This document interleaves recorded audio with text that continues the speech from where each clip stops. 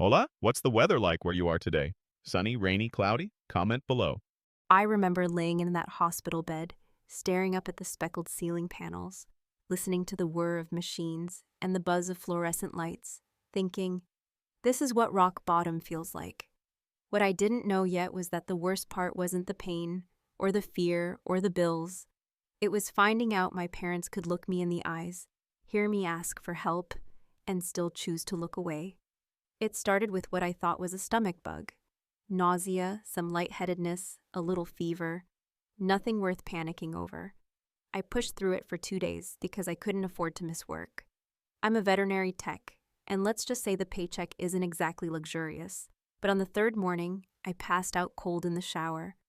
Woke up on the floor, half naked, tile cold against my back, and my dog Daisy whining next to me, licking my face like she was trying to wake me up from a nightmare.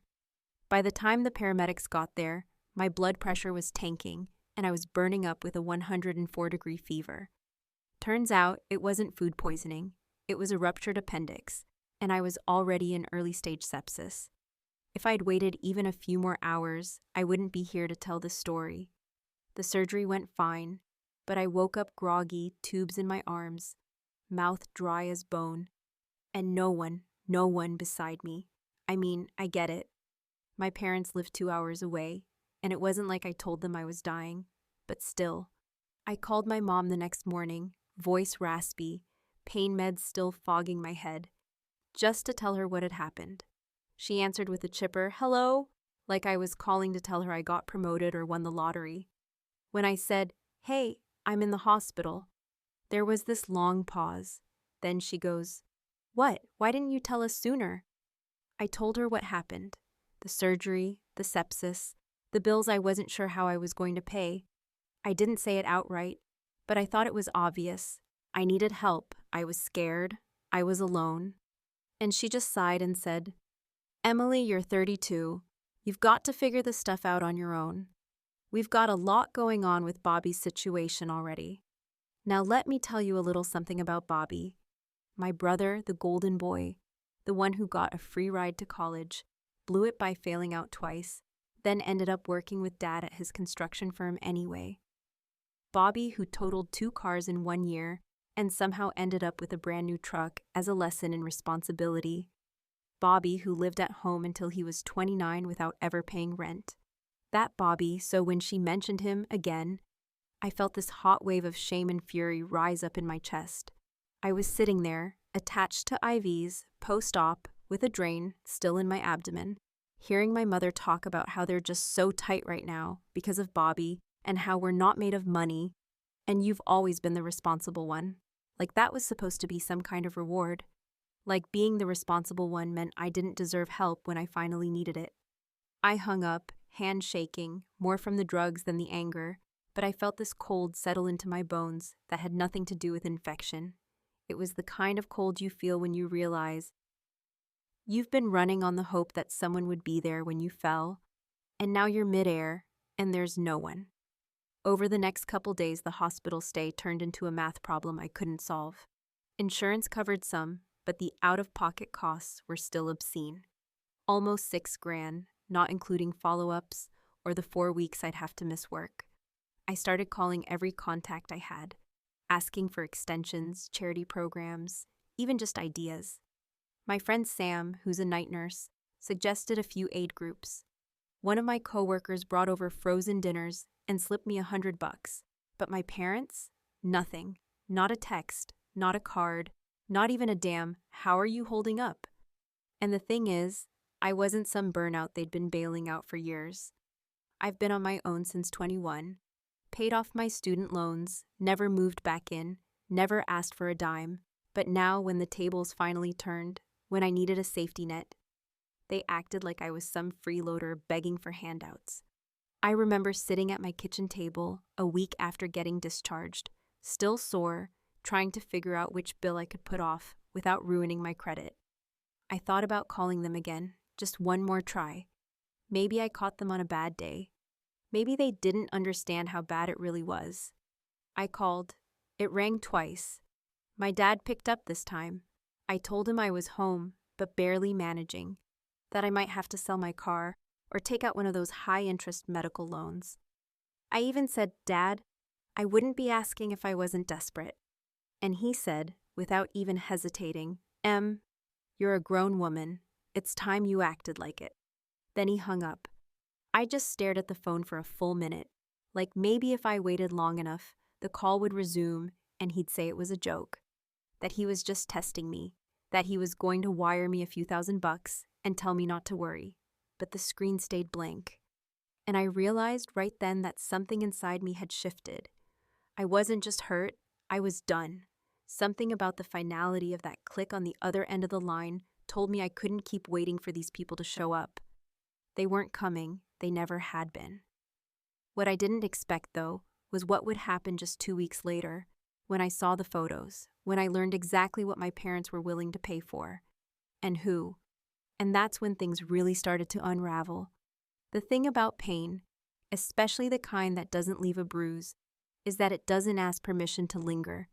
And even when you think you've wrapped your head around it, even when you've told yourself a dozen times that you're fine, that you're strong, that you've survived worse, it has the sick talent for curling up inside your gut and settling in for the long haul, like an unwelcome guest who knows they're not wanted but refuses to leave. And that's exactly how I felt in the weeks after that second call with my dad.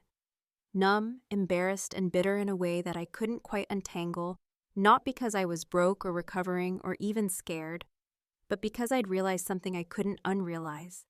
I didn't have parents I could depend on, not really, not when it counted. Recovery at home was as unglamorous as you'd imagine.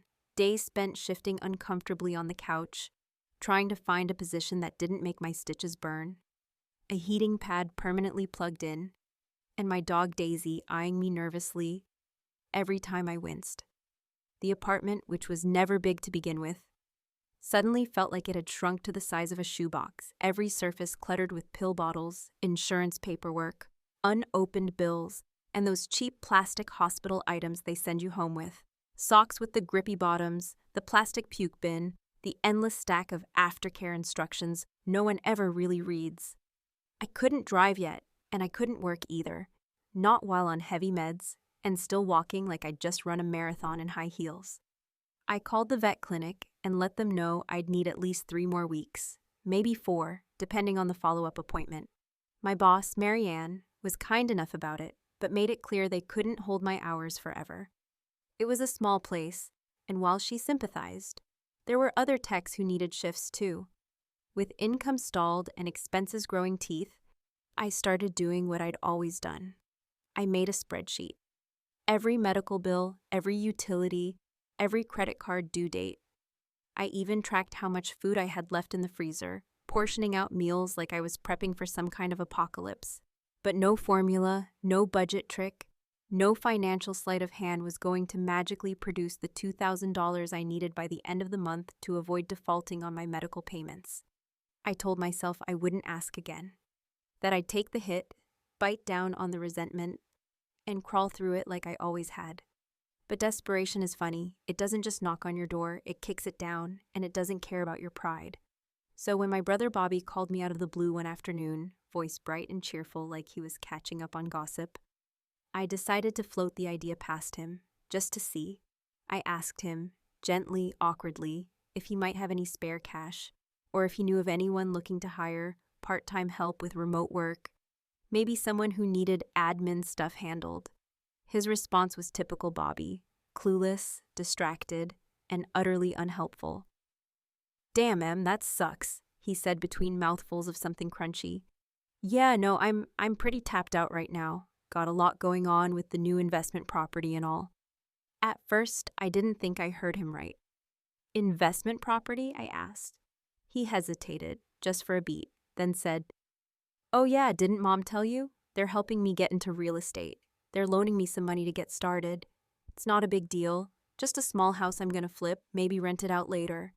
My hand froze on the phone, hovering over the armrest, and I don't think I even blinked for a full 30 seconds.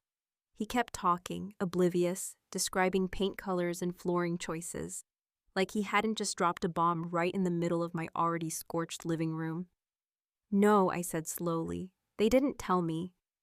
Well, it just came together fast, he said, his voice carrying that casual arrogance that people have when they've never had to earn anything the hard way. You know how they are. They just want to help. That phrase, they just want to help, settled in my chest like a rock. They didn't want to help me. They wanted to help Bobby. They always had. It wasn't about money. It was about choice. And they had made theirs, again and again, every time something hard happened. When my college financial aid came up short and I worked 3 part-time jobs instead of asking them. When my car died during my senior year and I scraped together enough to buy a used Honda with over 100,000 miles. When I moved into this tiny apartment and furnished it with Craigslist leftovers while Bobby got a fully decorated townhouse from their extra savings. I felt like a character in someone else's story, someone whose only role was to make the hero look better by comparison. I ended the call without saying much else. I didn't yell, I didn't cry, I just went quiet.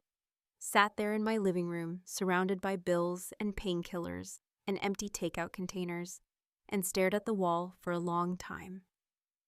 That's when I knew I wasn't asking again. Not from them, not from Bobby, not from anyone who looked at me and saw someone strong enough to suffer alone. But I still had to figure it out. And that meant getting creative. I started researching hospital forgiveness programs, calling billing departments, explaining my situation with that same tired, humbled tone I imagine a lot of people use when they're one bad month away from disaster.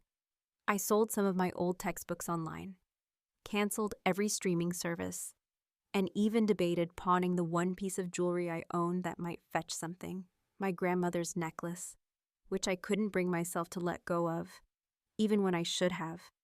The breaking point came one night when I got a notification from my bank. Overdrafted. I had $28 in my account and no gas in my car. And while I sat there calculating how long I could stretch the last few groceries, wondering if I could find a temp job that didn't require physical labor, my phone lit up with a new notification from Facebook. It was a post from my mom, and the photo nearly made me drop the phone. There in full color was Bobby, grinning like he'd just won the lottery, holding a giant set of keys while standing in front of what looked like a massive lakefront property.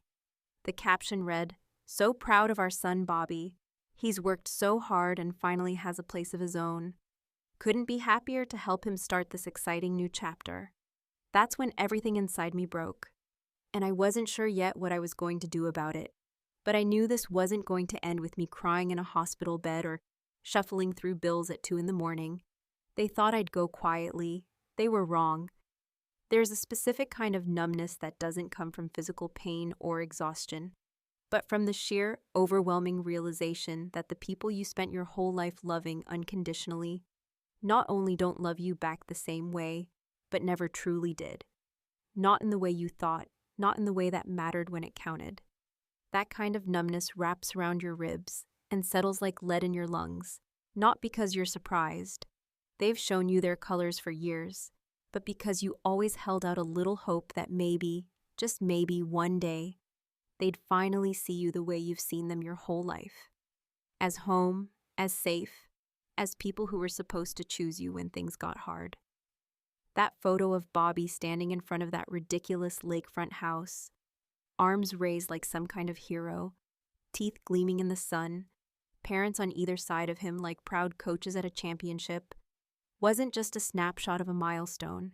It was a billboard-sized reminder that I had never been, and would never be, their first choice. And it wasn't even the house that made me sick to my stomach.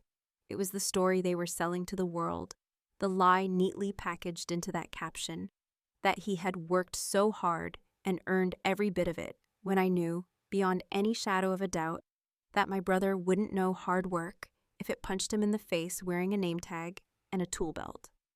What made it worse, infinitely worse, was the flood of comments under the post. Family friends, old neighbors, even people I hadn't seen since high school, all chiming in with lines like, "Well deserved, Bobby," and "You've always been such a hard worker," and "So lucky to have such supportive parents." And not one of them knew the truth. Not one of them knew that just 2 weeks earlier, those same parents had turned me away like a stranger panhandling on a street corner, telling me, quite literally, that I was on my own, that I was an adult, that I should figure it out. But Bobby, golden child of the year, hands outstretched, gets a freaking villa with lake access and a dock big enough for 2 boats, and everyone claps like he's Moses parting the Red Sea. I didn't respond to the post at first. I didn't even text them. I just stared at it over and over, reading the comments, rereading the caption, zooming in on the smug look on my brother's face, and thinking to myself, what kind of parents do this? What kind of people see their child drowning and decide to throw the life preserver to the one already standing on the deck? I'll tell you what kind. The kind who never saw me as the child who needed anything. The kind who only ever praised me for being low maintenance, for not asking for much, for being the strong one, as if being strong meant I didn't need love or support or kindness. As if needing anything from them was a weakness, something shameful. And yet Bobby's every disaster, his debt, his DUI, his failed businesses, those were all just rough patches, moments that needed grace and guidance and parental generosity. That night, I poured myself a glass of the cheapest boxed wine I had in the fridge, opened my laptop, and pulled out a stack of old journals I'd kept since I was about 12. I'm not a sentimental person, but something in me needed proof, tangible, ink-on-paper proof, that I hadn't imagined it all, that I hadn't hallucinated the years of quiet neglect dressed up as discipline, the lack of affection passed off as tough love, the way my wins were always treated as expected, and my losses as personal failures, while Bobby's mere attempts were paraded around like triumphs. Page after page confirmed what I already knew. There were entries about dance recitals they didn't attend because Bobby had baseball practice, birthday parties where they gave me $50 and Bobby got a new gaming console because his was getting old. Even a note about the time I got my wisdom teeth pulled and had to take a cab home from the oral surgeon alone because they couldn't get off work that day, only for me to find out later they had gone shopping for a new TV. These weren't exaggerations. These were my words, written in the raw confusion of a teenager trying to make sense of being invisible. And yet, despite all that, some pathetic part of me still wanted them to see me, still wanted them to look at that hospital bill and feel ashamed, to realize they had failed me, to offer something, anything that felt like love. But they didn't, and they wouldn't. So I made a decision, not out of spite or revenge at first, but out of necessity. I couldn't keep carrying this alone. I didn't need their money anymore. What I needed was clarity. I needed to stop lying to myself about who they were and what they were capable of. I opened the Facebook post again, heart racing, and without overthinking it, I left a comment. It wasn't angry, it wasn't dramatic, it was just enough. Wild that you could afford this right after telling your other kid to figure it out when she couldn't afford her hospital bills. Good to know where the love goes. I knew what I was doing. I knew it would light a fire. But I also knew that for once, I wasn't going to sit silently while they wrote a fantasy version of our family for all the world to see. Within an hour, the post was deleted. Within 2, my phone rang. Mom, then Dad, then Bobby. I didn't answer. I wasn't ready. Not yet. Instead, I opened my phone settings and blocked their numbers one by one. It wasn't because I wanted to cut ties entirely. It was because I needed silence. I needed space. I needed to stop reaching out for something they would never give me freely. And maybe that would have been the end of it. Maybe I would have just drifted away like so many estranged adult children do, quiet, tired, unresolved. But something happened the next morning that changed the course of everything. Because while they were busy pretending online that everything was perfect, they forgot something.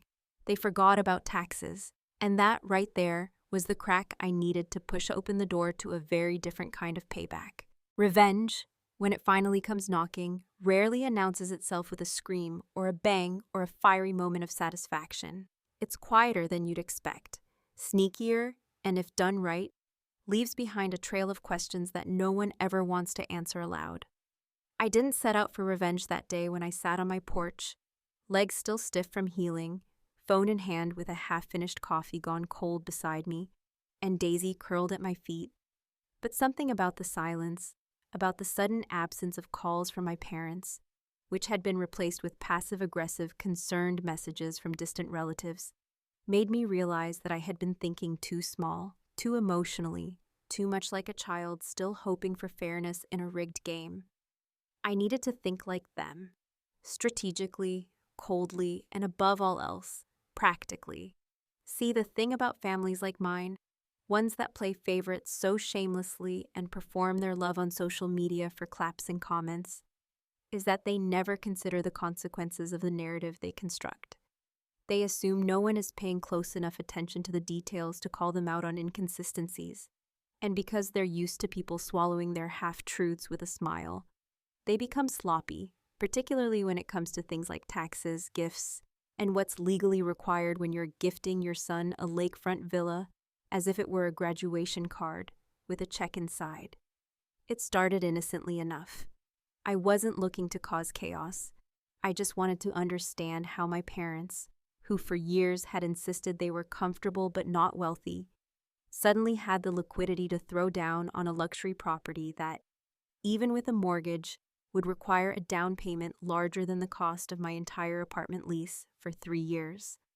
I knew they didn't win the lottery, and I was certain there were no secret inheritances because, trust me, I would have heard about it in the same breath as some complaint about how selfish younger generations are with money.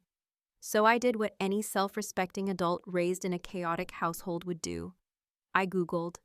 I started with the house itself, found it on Zillow by reverse image searching the lakefront view from their photos. And there it was. A newly renovated 5-bedroom, 3-bath, with its own private dock and a listing price just shy of $700,000. The sale had closed the week before Bobby's big photo op post, which told me this wasn't something in the works. It was already a done deal. Then I searched for tax laws around large gifts, and let me tell you, the rabbit hole I went down could have earned me an honorary law degree. I learned that anything over $17,000 given by one individual to another in a single year had to be reported and could be subject to the federal gift tax unless it was structured properly. That meant if my parents had gifted Bobby more than $34,000 combined, 17 from each, and hadn't filed the correct forms, they were in violation of IRS policy. Something they definitely didn't think about. Because knowing my dad, the man who once tried to claim our family dog as a dependent in 1999, taxes were just a suggestion unless the IRS showed up with a clipboard and a badge. Now, I didn't want to report them outright, not yet. That wasn't the point, but I wanted them to sweat. I wanted them to squirm under the weight of their own decisions, to understand that their actions had consequences, not just emotionally, but legally, financially, socially. So I took a more indirect route. I joined a popular Facebook group centered around tax advice and personal finance horror stories. A place full of accountants, IRS agents, and regular folks just trying to not screw up their filings. Using an anonymous account, I posted a fictionalized version of my family's situation. Parents gift son a 600K+ lake house, claim it's his for working so hard, but publicly post that it's a gift and show photos of them handing over the keys. No mention of sale, no document shown. Just curious, how does this work with gift taxes? Should they have filed something? It took less than 20 minutes before the comments exploded. Accountants chimed in with warnings. Tax attorneys asked for clarification. A few snarky users pointed out that this happens all the time, but that most people just get away with it until they don't. Some linked to IRS forms, some tagged others in the industry.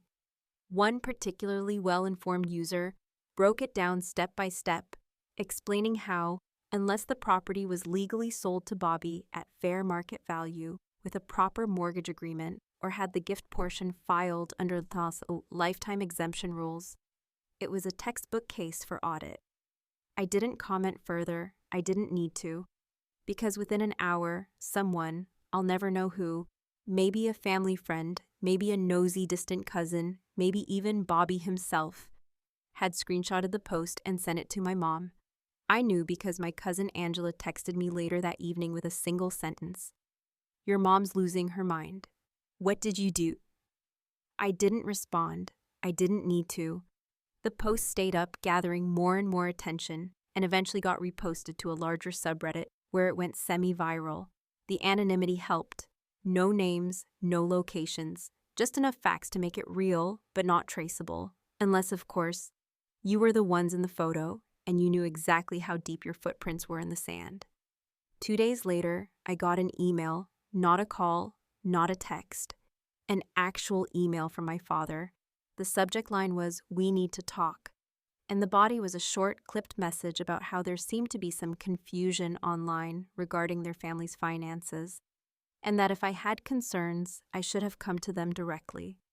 I stared at it for a long time before closing the tab without replying. Because here's the thing, I had come to them. Not about the taxes, not about the villa, but about help, real, basic, human help, and they'd slammed the door in my face with a smug little line about being an adult. So now they were going to experience what adulthood really meant, living with the consequences of your decisions, the discomfort of scrutiny, and the gnawing fear that someone might be watching a little too closely. And that was just the beginning. Because in the final act of all this, when the dust settled and the money trail started raising even more questions, I wasn't just going to disappear. No, I had one last card to play, and it would hurt more than a tax audit ever could. There's something strangely hollow about winning a war you never wanted to fight, especially when the battlefield is your own family and every victory leaves a deeper scar than the wound it was meant to heal.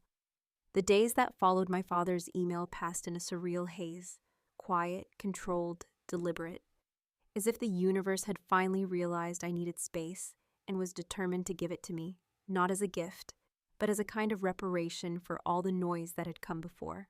I didn't respond to the email, not because I didn't have things to say, but because I knew that anything I said would only be twisted, reframed, turned into yet another example of how I was ungrateful or overreacting, or making things more complicated than they needed to be, which had always been their favorite way to minimize the reality of my feelings. So instead of writing back, I let the silence settle in between us like a wall that didn't need bricks or mortar to stand firm. In the days that followed, I returned slowly to some semblance of normal life.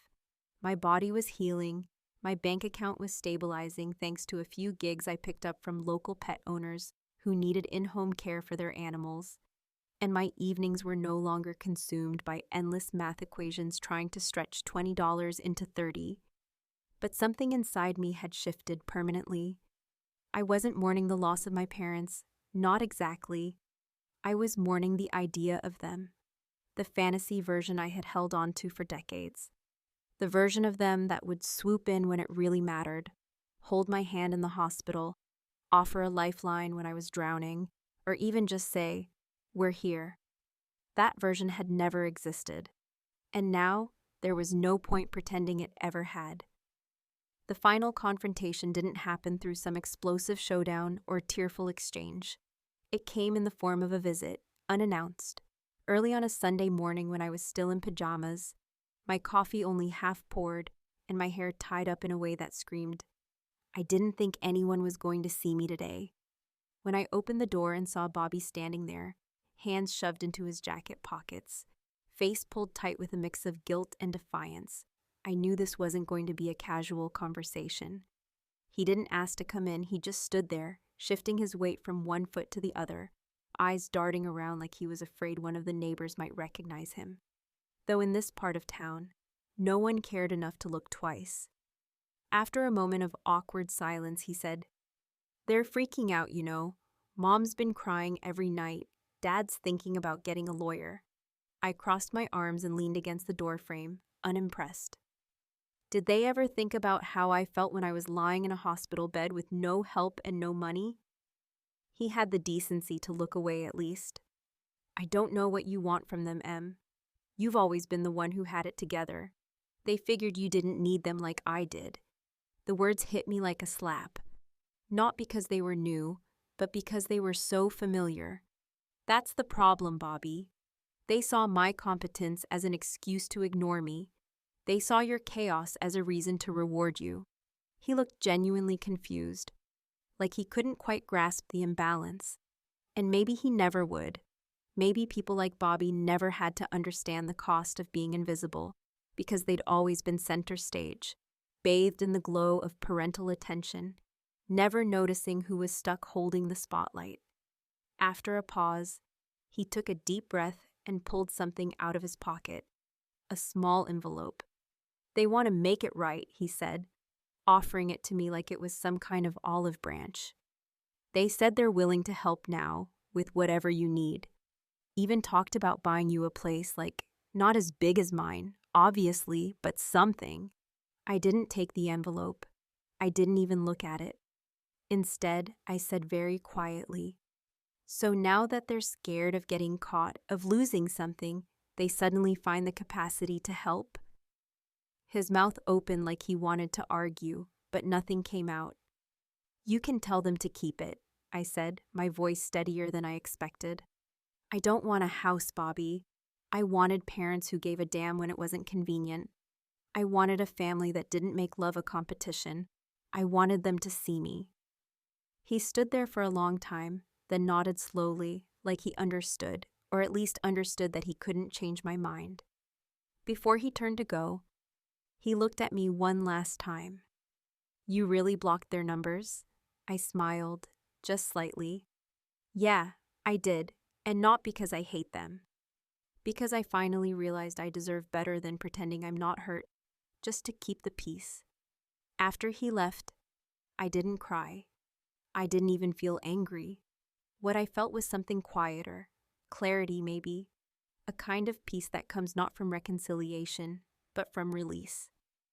I walked back into the kitchen, refilled my coffee, and sat at the table with Daisy at my feet, knowing full well that I was going to be okay.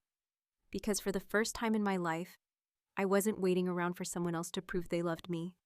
I had already done the hardest part. I'd chosen myself. And that, more than any gift or apology, was what finally made me whole.